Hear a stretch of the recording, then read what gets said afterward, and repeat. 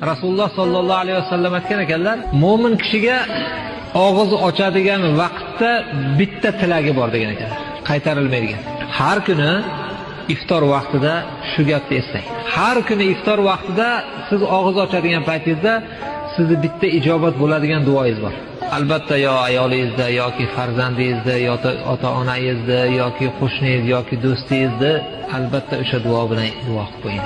Ijobat bo'ladi shu duo. Hazrat Musa alayhissalatu vassalom Alloh subhanahu va taolo bilan gaplashganlar, bilasizlar? Musa alayhissalom faxr qilar ekanlar, men Alloh bilan gaplashdim deb. Alloh taolo aytgan ekanki, ey Musa, ikkovimiz gaplashganimizda o'rtamizda parda bor edi. 70 mingta parda bor edi. Muhammad sallallohu alayhi vasallam Muhammadning ummatlari iftor qilayotgan vaqtlarda hamma pardani men ko'tarib qo'yaman degan. Iftor vaqtida Alloh bilan bandani o'rtasida parda bo'lmaydi. U nimani tilasa tilayversin. Rasululloh sollallohu alayhi vasallam aytgan ekanlar, mo'min kishiga og'iz ochadigan vaqtda bitta tilagi bor degan ekanlar, qaytarilmaydigan. Har kuni iftor vaqtida shu gapni eslang. Har kuni iftor vaqtida siz og'iz ochadigan paytingizda sizni bitta ijobat bo'ladigan duoingiz bor.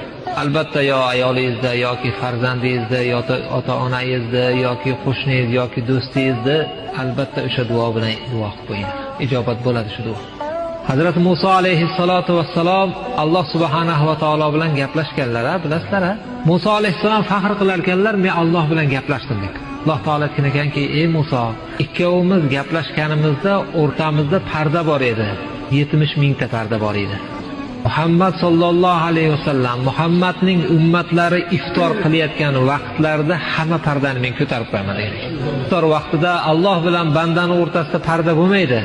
U nimani tilasa tilayversin.